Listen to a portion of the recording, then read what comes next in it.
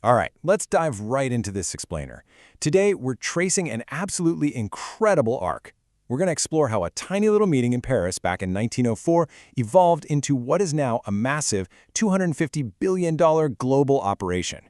I mean, going from just a handful of European countries to an organization that literally touches every corner of the globe today, it's a wild ride, and they're navigating some seriously complex modern challenges to keep the whole shebang running.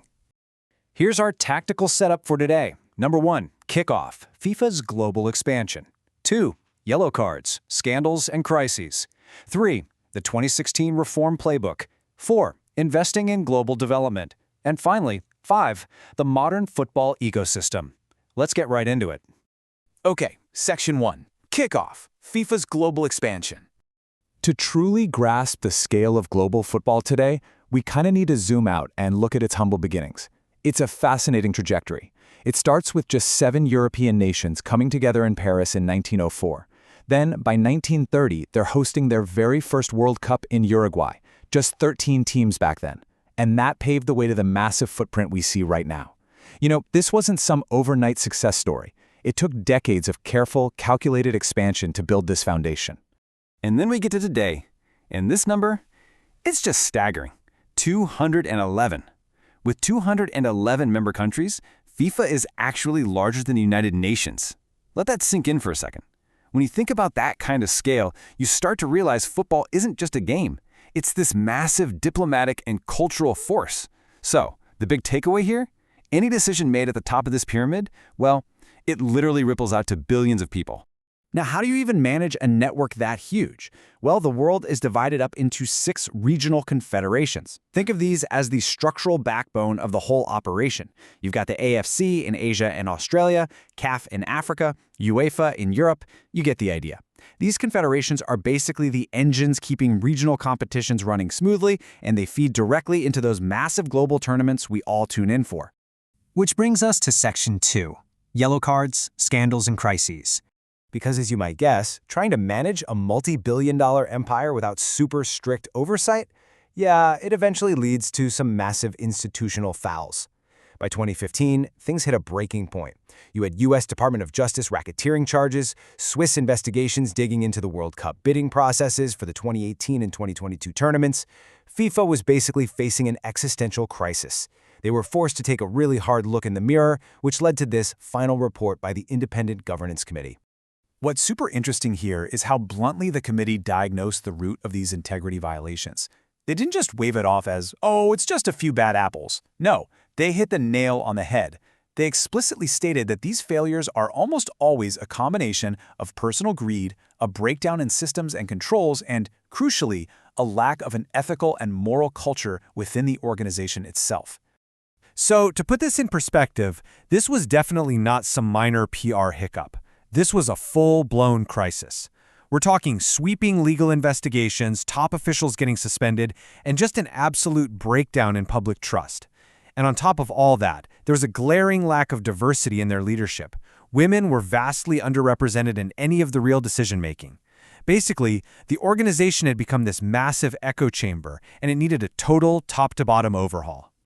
So let's look at Section 3, the 2016 reform playbook.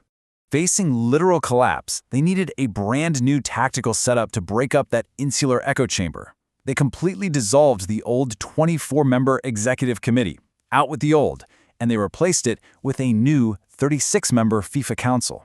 But here's the real game changer. They mandated that there had to be a minimum of 6 women on that council. This finally forced diverse perspectives from every single confederation into the room. But they didn't stop there. They introduced new term limits, capping leaders at a maximum of 3 four-year terms. They mandated annual disclosures of executive salaries, finally bringing some transparency. And they actually enshrined human rights directly into their statutes. That showed a real commitment to systemic change, not just, window dressing. They also effectively split the organization into 2 separate functions, political strategy on one side and the day-to-day managerial operations on the other. So in 2016, Gianni Infantino was elected as the 9th president, and the mandate under this new leadership was crystal clear. Stop doing politics and start doing football. They had to prove to the world that the organization could actually regulate its own affairs.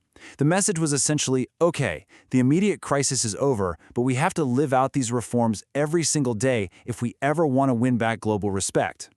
Moving right along to Section 4, Investing in Global Development.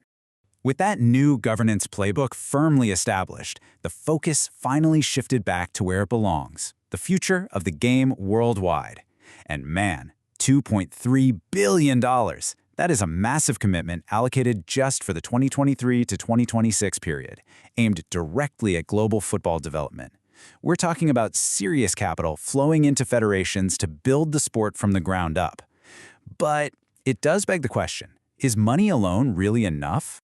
Well, according to academic studies from the CIS International Masters Program, the answer is a pretty firm no. The FIFA Forward program supports 1,722 approved projects all over the world to build up infrastructure. But the research highlights that just throwing money at 1,722 projects absolutely does not guarantee a long-term legacy. Not without super strict strategic planning at the local level. You've got to manage so many stakeholders, governments, private investors, local communities, just to make sure these investments can actually sustain themselves.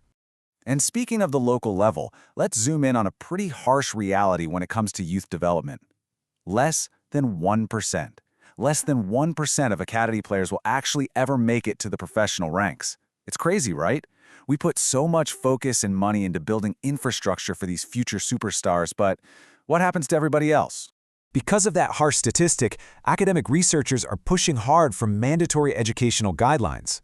99% of academy players are eventually discarded by the system, often after sacrificing their formal education for a dream that statistically just isn't going to happen. We can't just leave them behind. And here's an amazing fact. 99% of surveyed member associations actually support having a global education guideline. It just goes to show that true global development can't only about building fancy new pitches, it absolutely has to be about social responsibility too.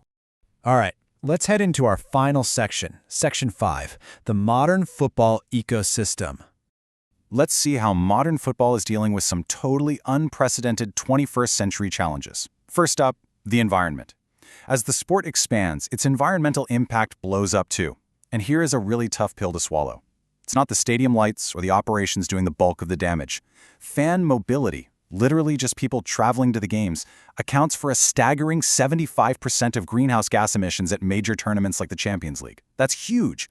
If the sport wants to actually align with global climate goals, we're going to have to radically rethink how we travel as fans. Now, pivoting to the commercial side of things, clubs are completely hacking the attention economy right now. How? Streaming docuseries. They are forging these massive emotional connections with fans, entirely avoiding the billion-dollar price tags of live broadcast rights. Think about shows like Welcome to Wrexham or All or Nothing. 65% of viewers actually report feeling a greater emotional connection to the club after watching. It's brilliant. It uses authentic storytelling to humanize the players, which directly drives up brand image and merchandise sales. It is, for sure, a completely new paradigm for fan engagement. And that focus on digital engagement leads us straight into an entirely new frontier. The explosive world of competitive esports. It's a massive ecosystem, but the power dynamics here, they are fundamentally different from traditional football, creating this really complex, tangled web of competing interests. Here's the big difference.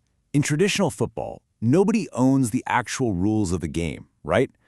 But in esports, video game publishers privately own the intellectual property of the game itself.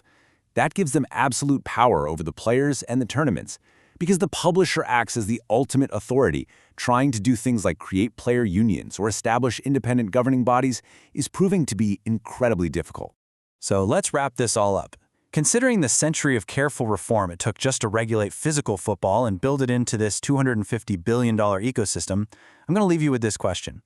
Does the traditional sports model have room for innovation here, or are we completely unprepared to govern this new digital frontier?